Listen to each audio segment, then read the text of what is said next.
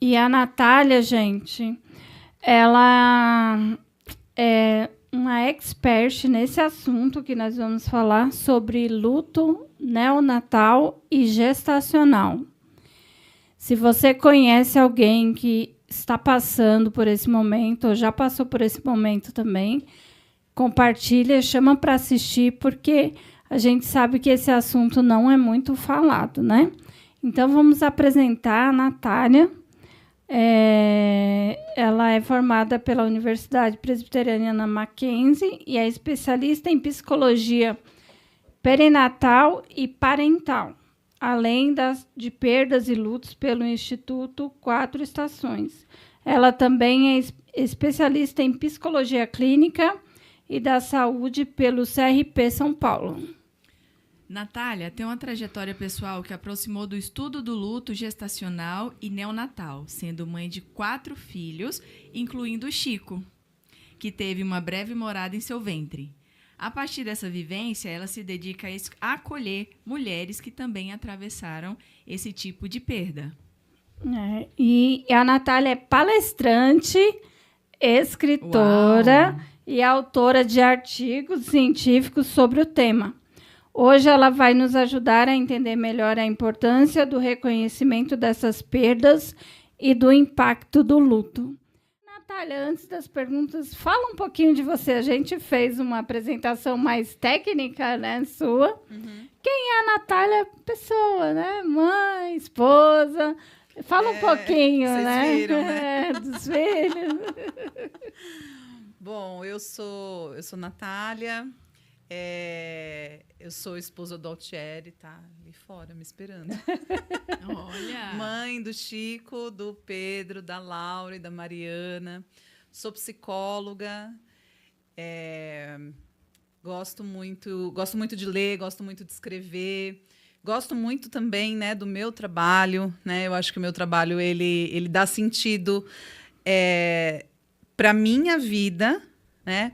E com o auxílio, né, que o trabalho da psicologia, né, ele pode fornecer para as pessoas, principalmente as pessoas enlutadas, eu vou dando novos significados aí, principalmente para as perdas que eu também vivencio, né? Porque todos nós vivenciamos perdas, né?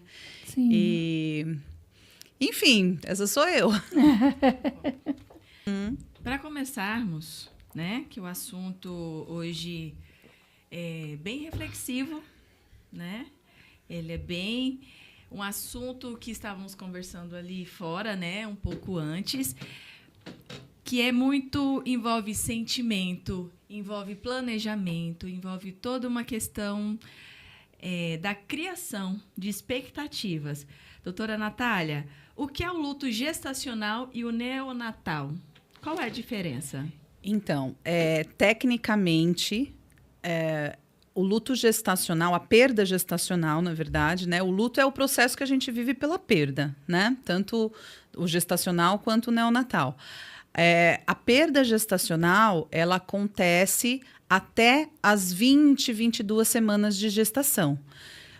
Por que eu falo 20, 22? Porque as literaturas, às vezes, elas divergem um pouquinho, tá? Mas mais ou menos entre 20 e 22 semanas de gestação ou com o feto pesando até 500 gramas. E a perda neonatal, ela já é a perda que acontece com o bebê que nasce com vida e ele morre até os 27, 28 dias de vida. E no meio dessas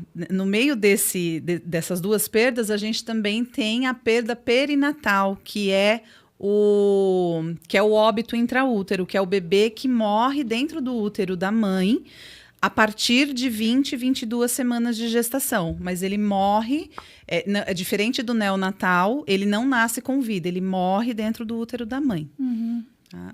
Tecnicamente, são essas as definições. Né?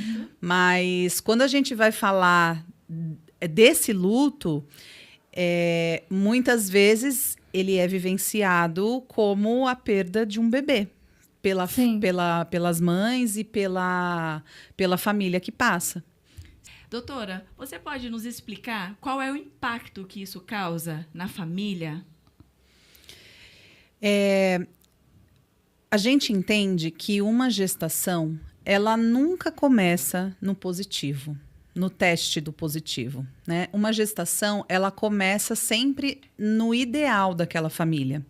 Então, esse bebê que ele vem de forma concreta ali pelo teste positivo, ele foi idealizado, ele foi planejado, ele foi muitas vezes amado antes mesmo dele existir. Então, quando a gente fala numa perda gestacional, numa perda neonatal, a gente está falando da perda desses ideais, a gente está falando da perda desses planos, desse planejamento que foi feito nessa família e que não pôde se concretizar por conta dessa perda precoce. E é uma vivência, né, muito complexa, porque é um assunto que não é muito falado no nosso dia a dia. E muitas vezes a mulher, ela passa por esse momento sozinha, né? Ela acaba se fechando. Qual o impacto da perda? Eu sei que tem muitas vezes mulheres casadas e mulheres também que passaram por um relacionamento e de repente aconteceu a gravidez, né? Como encarar esse fato, né, dessa perda? Porque falam de vários lutos que a gente tem que passar. E vivenciar esse, porque você cria uma expectativa muito grande, né? Sim. Esse tipo de perda é uma perda que a gente fala que, assim, dentro das definições de luto, a gente tem uma definição do luto que se chama luto não reconhecido, que é o luto que não é aceito socialmente, não é validado pela sociedade. No sentido de que, quando acontece uma perda gestacional, uma perda neonatal, existiu muito pouco tempo para se criar memórias, para as pessoas conhecerem. Às vezes as pessoas nem conhecem. Numa perda gestacional, por exemplo, a mãe, o pai não sabem a carinha que aquele bebê, não sabe o sexo. Exato, né? não tem como saber. Muitas vezes não tem como, né? Então, acaba entrando num campo de invisibilidade muito grande. E aí, esse fato faz com que a mulher... eu estou falando aqui a mulher porque o processo de gestação acontece no corpo da mulher, tá? Mas, assim, pode impactar a família também, e muitas vezes impacta, sim. Mas eu estou trazendo em especial a mulher, porque a mulher, ela sente no corpo, né? Eu já ouvi muitos relatos de mulheres falando assim, né?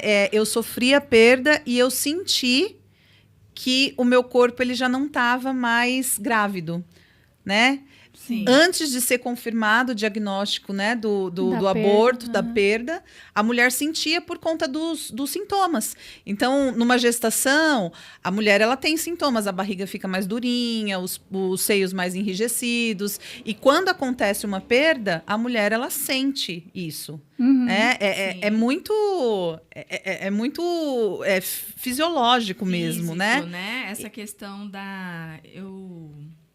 a pergunta, eu acho que o que envolve mais isso é tentar entender quais as emoções, né, nessa sua jornada de pesquisa, né? E é a sua própria história, né, que com certeza você foi para tentar entender, passar, né? Porque nesse período, não só na fase do luto, como em qualquer outra fase, quando impacta a nossa vida, a gente quer respostas. Sim. Às vezes pergunta para uma pessoa, pergunta para um médico, pergunta a gente naquela Quer saber, né? ânsia, né, para tentar entender por que aquela dor, o que aquela dor está gerando. Se você sentir a vontade, né, de nos contar como que foi o seu pensamento, as suas emoções e se teve alguma coisa diferente de quando você também foi pesquisar, né, e foi escrever o seu artigo, né, que eu li a bio aqui, temos um artigo, a doutora tem um artigo escrito, né, para os CDFs de plantões, que gostar, podem pesquisar, e nos diga, como é que foi essa questão, ter que entender a dor, depois ter que escrever, e depois também clinicar e ouvir, né, essa escutativa. Sim. Inicialmente não é fácil, porque chegou a acontecer, por exemplo, pacientes no meu consultório com determinadas demandas que eu não consegui cuidar dessas demandas, porque essas demandas, elas tocavam diretamente na minha própria dor. Na sua dor. Então, quando aconteceu, eu não tenho problema de falar da gestação do Chico, não. Para mim é até um prazer falar, porque é a história dele e, assim, e faz parte também da minha vida, né? Faz parte da minha vida, né? Então, esse processo que eu falei para você, esse processo físico, foi algo que eu senti, né? Porque eu tive a confirmação da gestação e umas 2 semanas depois eu comecei a ter um sangramento. E aí eu fui numa emergência de hospital por causa desse sangramento. Cheguei lá e não tinha batimentos. O embrião não tinha batimentos. E aí, nisso começou uma saga de tentar se identificar se era o caso de um processo de abortamento ou se era uma contagem, porque eles falam assim que pode ter uma contagem errada, né? Então, eles falam, vamos esperar um pouco para dar o diagnóstico, mas, na verdade, se tratava de um aborto retido. O aborto retido, ele é o aborto que... quando é constatado que o embrião não tem vida, não tem batimentos, não tem movimentos, mas o corpo ainda não expeliu. Na medicina, eles chamam de aborto retido. E eu fiquei um tempo, o meu corpo não queria expelir o Chico. Né? Nossa.